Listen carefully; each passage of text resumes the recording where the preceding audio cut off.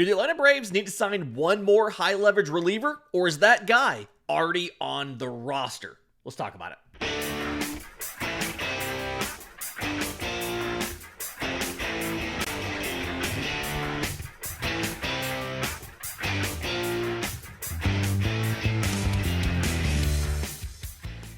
Yes, welcome on in to Braves Today for Friday, December 19th, your source for news, notes, and updates on your Atlanta Braves. I'm your host, Lindsey Crosby. You can follow me on social media at Crosby Baseball. You can follow the show on X, Braves_today. We have a Facebook page and an Instagram as well. And you can find all of my written work, bravestoday.com. That's the Braves Today Substack, as this is both a podcast and a newsletter.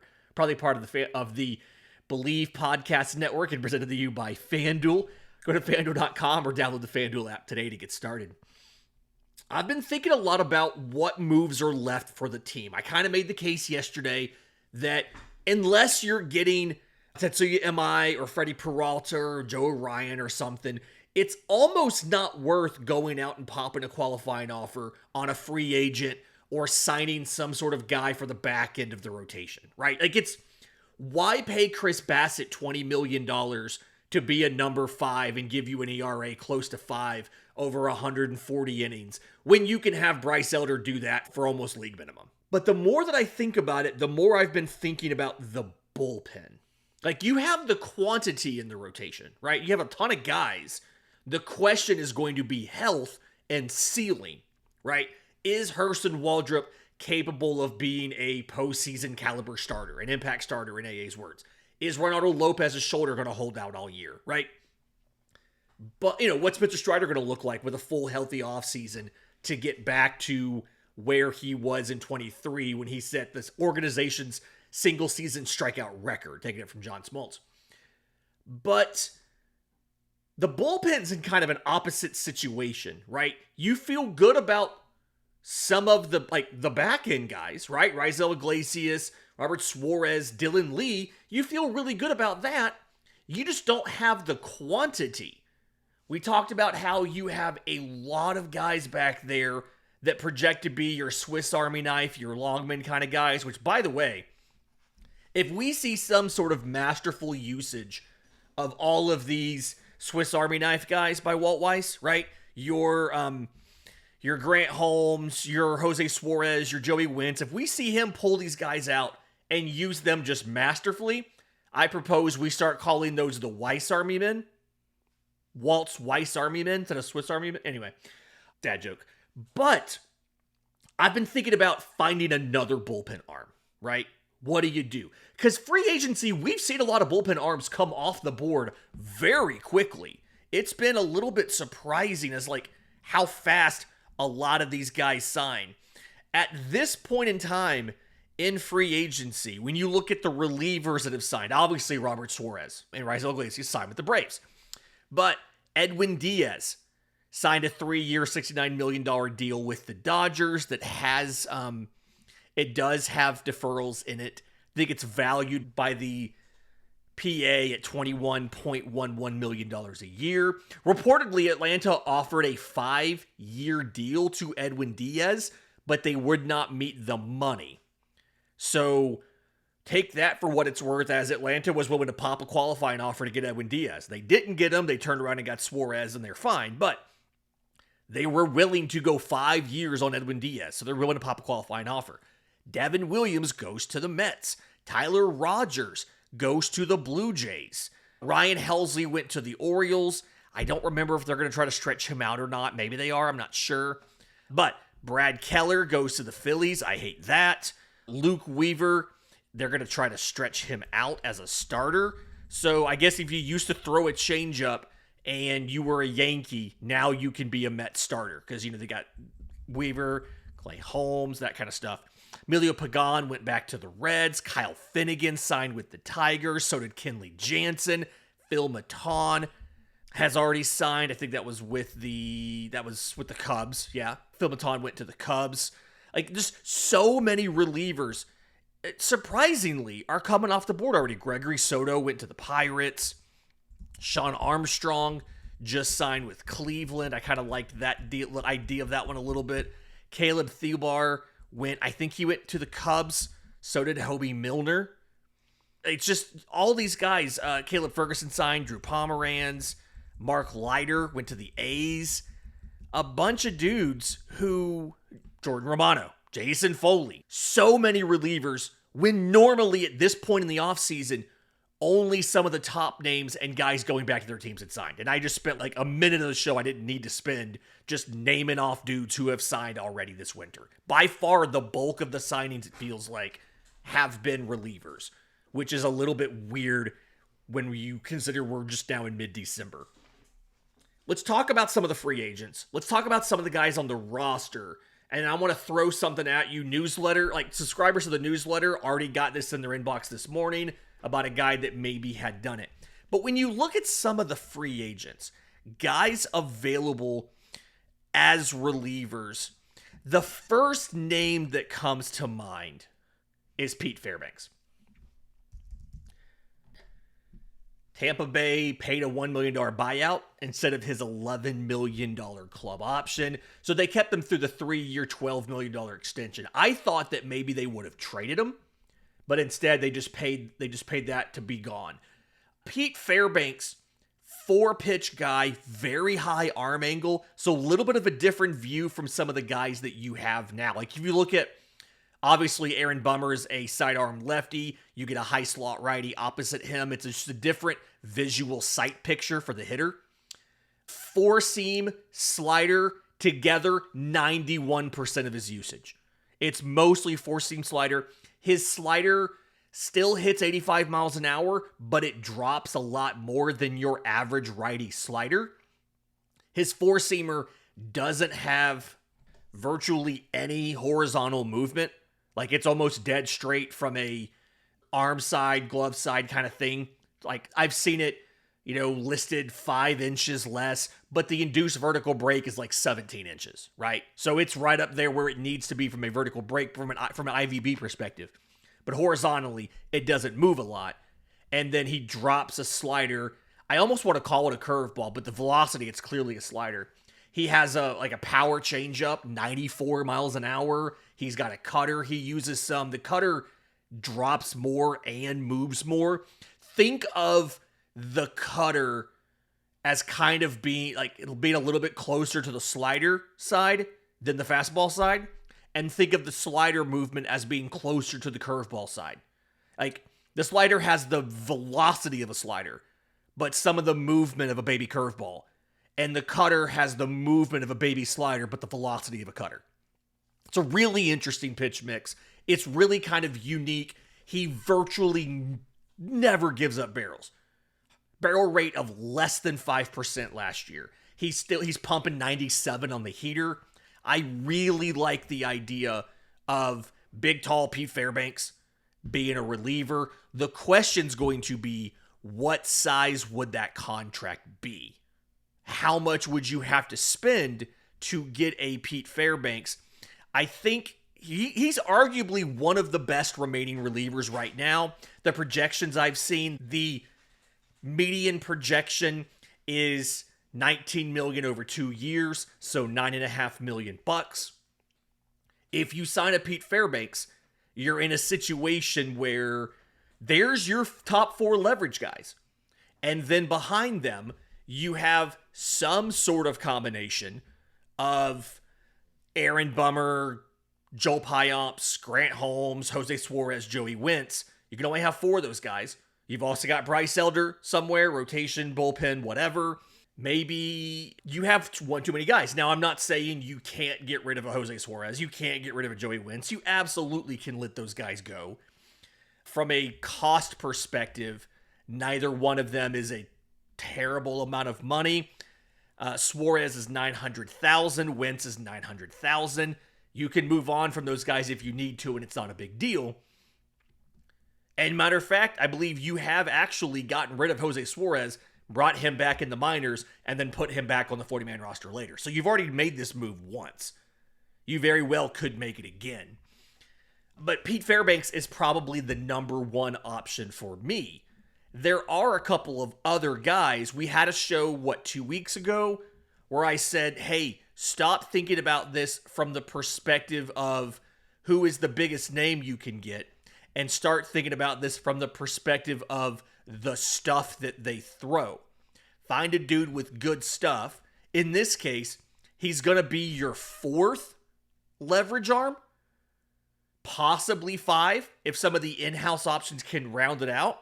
So maybe you can be a little more, not going to say frugal, not going to say discount, dollar store AA, whatever, but you don't have to get another big name because you've already done that with Suarez. Again, you have Iglesias, you have Dylan Lee. So let's talk about some of these other budget options and how they might be able to work out for you. We'll do that next, right here on Braves Today. But first, today's episode is brought to you by our friends at Encase Cards, custom trading card manufacturer. Love these guys and what they do. You upload your source photo. Can be whatever you want. U Sports makes a ton of sense, but it can be the loser, the winner of your fantasy football team. It can be how you ask your best man to be in your wedding. Tons, your child's teacher, tons of stuff there. You choose the holographic options, the background, where to put the text and what text is on there. When you like your proof, and if you don't, they've got designers there to help you out. They print it on high quality cardstock, they slab it in a plastic case, they ship it to you with a colorful frame that has a built-in stand, and it makes a fantastic gift. Now, you cannot order it now and get it before Christmas. You can order a gift card for your recipient, or you can order it and let them know it's coming, but to make up for the fact that you cannot get it shipped by Christmas, they're upping the discount. Normally, code BRAVES today at ncasecards.com, ncascards.com, gets you 20% off. But from now until Christmas, code BRAVES today will get you 30% off at Encase Cards, ncasecards.com, promo code BRAVES today. Welcome back to Braves Today. Lindsey Crosby. I want to talk to you about some guys who I think could be budget, really good relief options, and guys that would fit in with what Jeremy Hefner likes to do.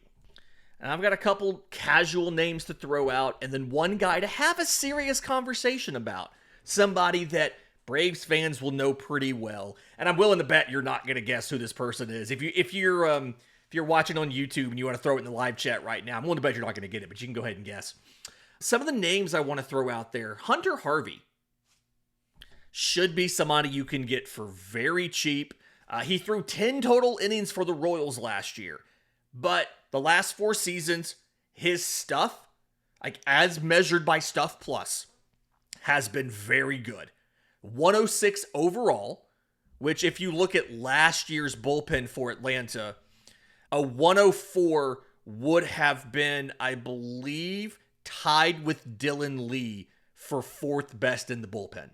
So, there you go. But the individual component pieces here are amazing. The slider is a 123. The splitter is a 113. And kind of the thing that brings it all together, the fastball is still in there at a 103. So it's still above average. Remember, 100 on Stuff Plus is league average. If your fastball measures out at a 100 on Stuff Plus, then from an individual movement perspective, compared to what the league does, your fastball is average.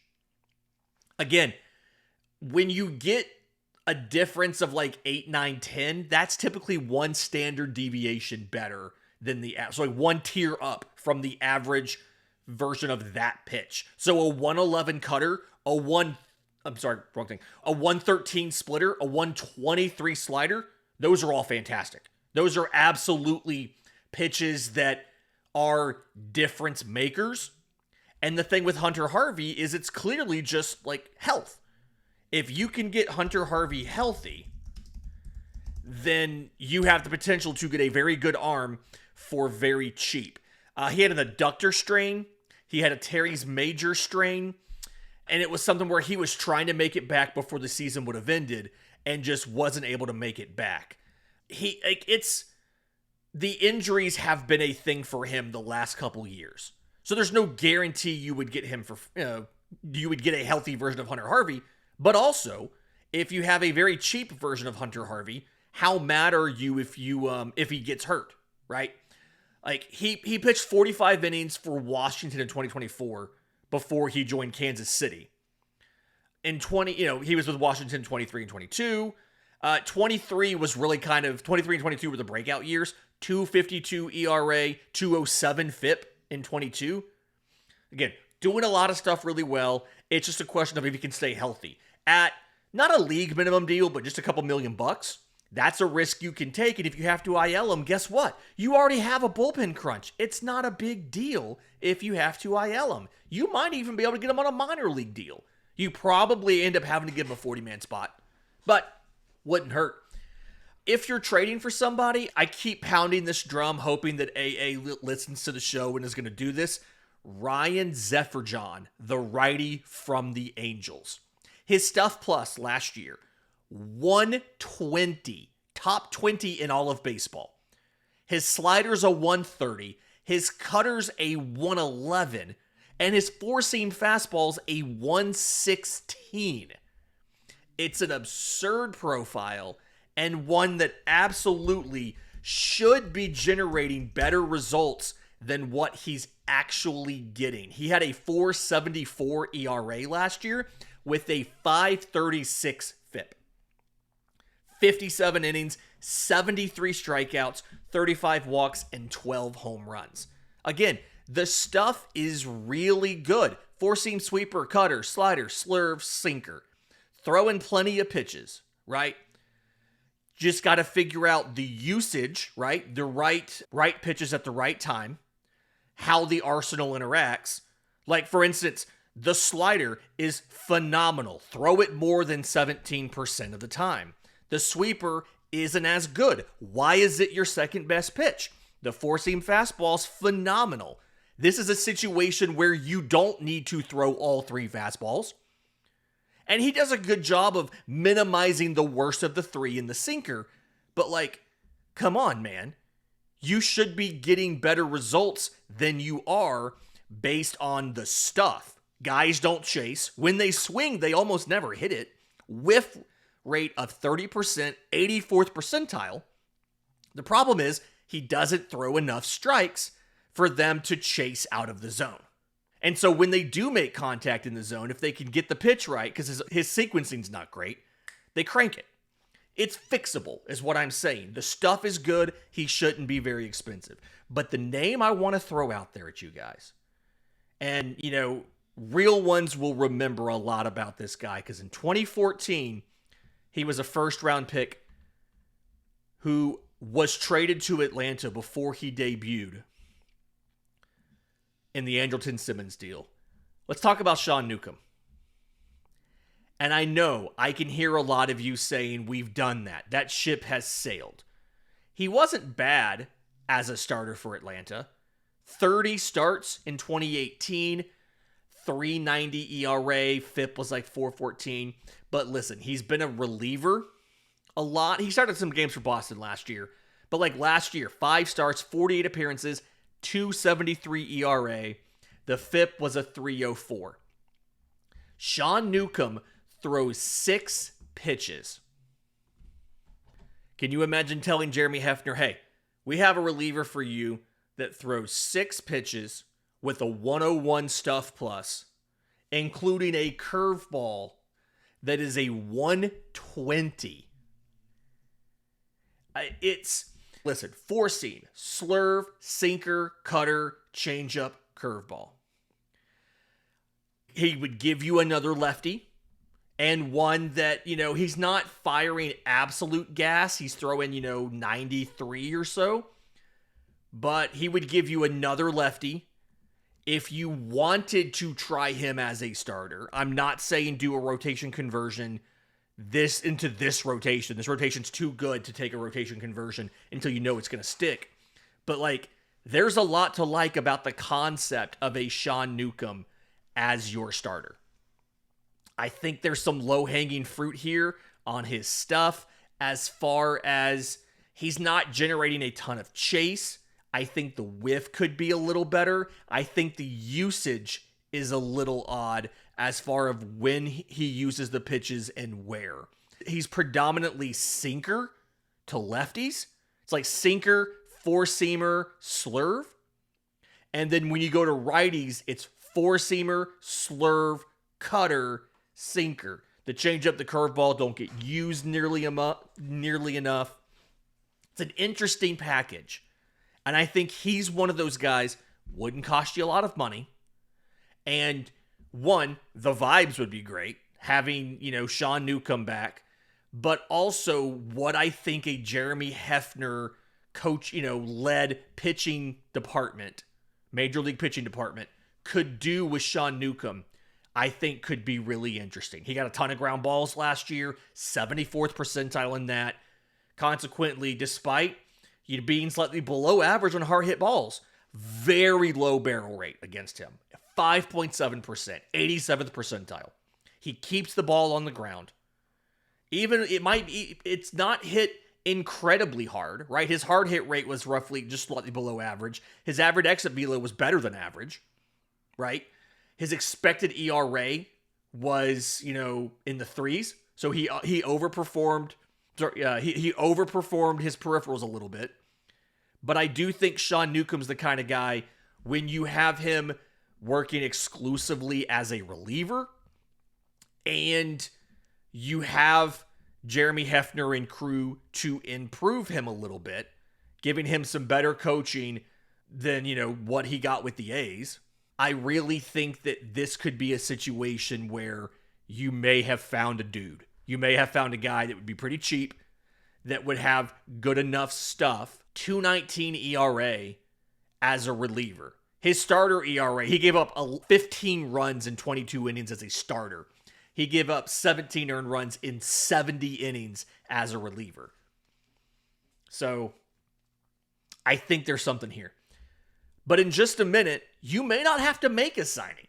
There's a couple guys on the roster now that could potentially rebound. We'll talk about it next, right here on Braves Today. Final segment of Braves Today, Lindsey Crosby. Sorry to surprise you with the Sean Newcomb thing there. I didn't initially plan on going there, and I got to thinking about it, and I'm like, no, you know what? That actually does make a lot of sense based on what Jeremy Hefner likes to do. He likes relievers who throw a lot of pitches, don't have significantly massive handedness issues, lefty and righty and all that stuff. I think there's a lot to like there. But if you're looking for a guy currently on the roster to be a number 4 leverage arm, you've got your two righties.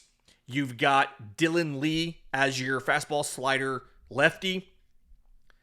You can look at Aaron Bummer. You can look at Joel Payamps. Okay? Let's explain the Aaron Bummer thing real quick. He's being paid like a leverage reliever. The extension he signed that guaranteed his option pays him $9.5 million for 2026. And when you look at who he is as a pitcher, the stuff has taken a step back. And it's almost a little bit concerning when you think about the fact he's lost almost 3.5 miles an hour on his fastballs in the last 3 seasons. 3.5 mile an hour off of his fastballs. He went from 94.5 on his sinker to just under 91. The four-seamer went from 94.6 to 91.6. And the whiff rate on these, because of that, 32.5%, which was 89th percentile, all the way down to 22.9%, which was 28th percentile. He went from one of the best in baseball at getting whiffs to bottom quartile in getting whiffs. And he's getting paid $9.5 million this year. Because of that velo drop there on his fastballs, this is his stuff plus is still awesome. It was a 114 when we acquired him. It was a 111 last year.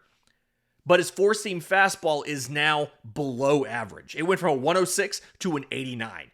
So it was better than average, and a weapon, to be not only below average, but a liability. His curveball dropped from a 130 to a 122. His slider went from a 123 to a 118. So, like, his stuff took a small step back, but everything, and the sinker went from 108 to 105. Everything outside of the fastball is still a really good pitch, even though it took a step back. But the question's going to be, he had some health issues, he went on the IL, what does he look like early in the year? I still would love the Braves to make the move, to move him. But last year, 3.81 ERA, the expected was a 4.25. Right? The field and independent pitching's where he overproduced, a 3.52, and I do think it's important to point out that a lot of his struggles from a statistical perspective came when he was used as a starter. Snit used him twice to start in early July. And in those starts, he faced 21 batters. He allowed, I think it was 7 of them. He allowed 8 of them to reach base and 6 of them to score. So of his 23 earned runs, 6 of them came in those 2 starts.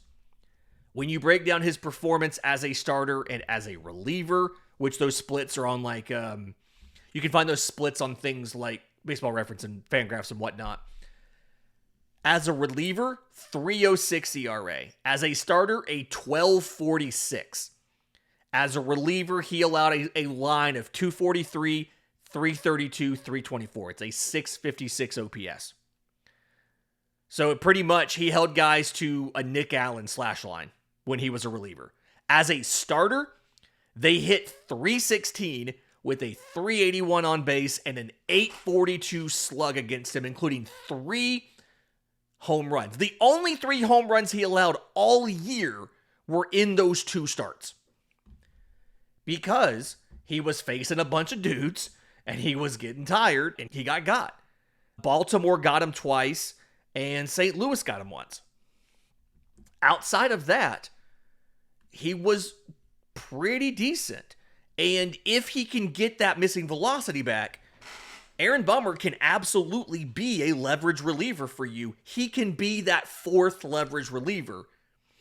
There's another option, though. Again, newsletter subscribers already heard about this because I sent it out this morning, but I want to talk about Joel Payamps. And it's not just... those of you who are wrestling fans, you'll recognize this. It's not just me saying that.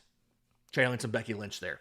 Here's a quote from Alex Anthopoulos on Tuesday night, talking...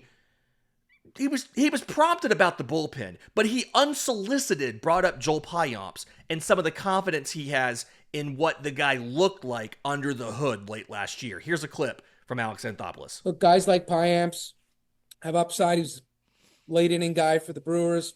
We attribute his season last year and talking to him. He didn't get back to the Dominican. He spent his offseason in Milwaukee last year. Didn't throw as much, wasn't throwing as many bullpen sides. Just his ramp up. He was doing some immigration stuff and just didn't get to do as much. And we felt like his stuff was coming back at the end of the year, and he knows it too, what he needs to do to get back to where he was in 23 and 24. So, but again, he's got to make team. He's out of options, and he has to make the team. But we're hopeful and optimistic that he could be an option for us. But we're still exploring that. We're still in the market for that, whether that's trades or signings. Again, it's just trying to figure out how 8 guys are going to fit. And we know someone's likely going to get hurt in spring training or not perform. So we're okay if we overbook, if you want to use that term. We probably don't want to overbook to the tune of 4 or 5 guys, but maybe 2 or 3, and things will work themselves out by the time you get to the end of camp. And just to clarify, when he says we don't want to overbook by 4 or 5 guys, he doesn't mean overbooking to have 4 or 5 leverage relievers. He means you don't want to have 4 or 5 more than you can reasonably carry. Like, there's no point in having 8 or 9 because you won't be able to get them all on the roster. But they don't mind having an extra 1 or 2 guys for the bullpen and figuring it out once guys start going down with injuries as they ramp up and things like that. And I kind of went back and I dove into Joel Payamps. Again, all of the pitching nerd stuff, the amateur pitching nerd stuff, is on Braves Today. It's a free newsletter. They're all free right now. We're going to turn the paywall on for some of the deep dive stuff in spring training. But the big thing here, his hard hit rate, his barrel rate, both of those significantly shot up last year. And I think it really kind of started in 24. It got worse in 25. He didn't change his pitch mix. He lost a little bit of velocity on his fastball. But I think the biggest issue with what happened last year, him having like a 7.23 ERA with Milwaukee early in the year, you heard AA mention he had a disrupted offseason preparation. He also had incredibly bad luck on balls in play. In Milwaukee, opposing hitters had a 361 batting average against Joel Payamps, right? So again, 7.23 ERA, fielding independent pitching, 4.32. Expected ERA, 4.08. Still not great, still not high leverage reliever guy you think about, but a lot better than what it was on paper, and you see why the Braves went out and grabbed him. His strikeout rate had dropped. He was sitting somewhere around 26% those first two seasons in Milwaukee. He finished last year in Milwaukee at like 20 and change, right? He really kind of lost some of the command. And to remind you here, control is the ability to throw the ball in the strike zone. Command is the ability to put the ball where you want it. So if you have control, you can throw strikes. If you have command, you can paint. You can hit the outside corner with the slider. You can backdoor a sinker. You can a front hip a sinker. That's a fun one to watch. All of that stuff. So the control was still there. He was in the zone. The walk rate was the same both years. It was the command. He was really struggling to hit his spots. And for instance, it looked like he was trying to throw his sinker inside more to righties. And when he did that, too many of them were coming up in the zone and were just more hittable. His fastball whiff rate went from 28.2% all the way down to 15.7%. And I think it's because of the locations. Because he was able to throw it for a strike, but he wasn't able to put it where he wanted it. His slider locations, he fixed a movement problem that came up in 24 on his slider. And so he ended up increasing the whiff rate, right? The thing moved more, it dropped more, and it moved more horizontally. He has more horizontal movement on the slider than a lot of guys do. It's almost like a baby sweeper. Think of it like a mini, it's not a full-fledged sweeper, but think of it like a mini sweeper, right? And he went from like a 29% whiff rate to 34 and change. But it wasn't enough to make up for just the whiff rate on the fastballs absolutely collapsing. And I could already see when the Braves got him late, he was already making some adjustments he had to make. He pretty much stopped throwing the changeup, which is good, because the changeup wasn't working right for him. He was against a lefty, that's where he would throw a changeup. He was his four-seam fastball has a lot less arm side movement than the changeup does. And so when you combine those two pitches, they don't tunnel well together because the changeup starts moving horizontally right out of the hand where the four-seam doesn't. And so, yes, you have movement, but it's easy to spot movement. It's not fooling the hitter. You have the velocity difference, and some guys will just miss it off of timing. But his changeup also didn't have enough drop to get out of the zone. So, the fastball would be elevated and all of that, and then he'd throw the changeup, and you could see immediately that it was a changeup because it's running, towards the center of the plate, and it would be in the bottom third of the zone, and it'd get crushed. He stopped throwing it last year. He didn't throw a single one after May 1st. So he made that adjustment already. And honestly, if I was him this winter, I'd be trying to add like a Vulcan change or a split finger or something like that.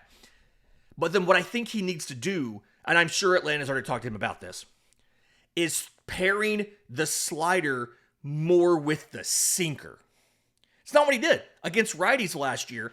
50% slider, 33% four-seamer, 17% sinker. But like the issue here is the slider, he starts it inside against a righty, and he's trying to land it away.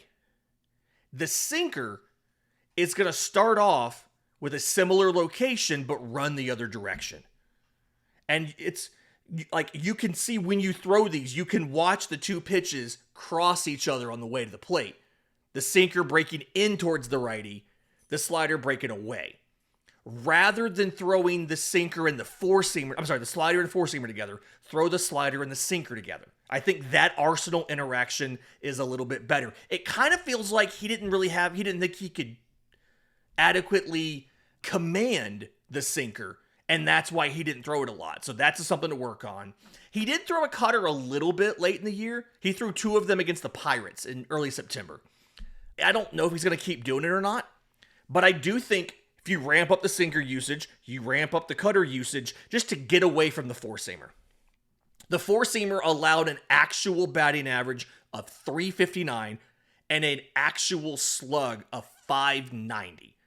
It's a little bad luck, but still, the expected slug on the four-seamer was still a .428. Like, it was still not good. You know, the four-seam fastball, the expected batting average was a .246, which is right around league average. But if that's your primary fastball as a high-leverage reliever, that's not good enough. The stuff was still good. Stuff's plus score of 103, pitching plus of 105. He's just not using it correctly. The pitch mix, the utilization, the sequencing, the arsenal interactions, like that stuff's not optimized. And that's low-hanging fruit. That can be fixed rather easily. I did not go in and specifically pull the pitch sequences from his two starts with the Braves. If I had more time, I probably would have done that. But I'm willing to bet Atlanta was already a little bit better at how he used those in those two starts compared to what he did when he was with the Brewers. I just trust Atlanta's pitching development group to have spotted some of that stuff, and that's probably why they grabbed him in the first place. Like, hey, he was amazing in 23. He was still pretty good in 24. We see some easy changes, and if you can implement these changes, you have 2 years of Joel Payamps as your fourth high leverage arm. You don't hate that. If you get Joe Jimenez back, all of a sudden, 5 leverage arms in here who are all pretty good. And if you don't remember Joe Jimenez being good, go look at his StatCast card from the last season that he played. It is virtually nothing but bright red. He was fantastic in almost every single regard. When you look at that StatCast card from the 2024 season, he was awesome. It's almost all bright red. You can get that version of Joe Jimenez back. If you can get Joel Payamps figured out. Even if Aaron Bummer doesn't get that velocity back, you could still have the best bullpen in baseball. Sure, it's not Mason Miller or the Padres throwing 101, 102, whatever, but it could still legitimately be one of the best bullpens in baseball. And if you don't think you can get those guys back or you want the insurance, go sign another leverage arm just to be safe. This has been Braves Today for Friday, December 19th. Enjoy the weekend. It's going to be tons of first round of the college football playoff this weekend. Oklahoma over Alabama. I really need that to happen. Please. A&M playing Miami. Ole Miss should destroy Tulane probably. And Oregon's going to blow out James Madison. But like Alabama, Oklahoma tonight, and then Miami, Texas A&M tomorrow at noon. Awesome games, awesome matchups. Until next time, this has been Braves Today.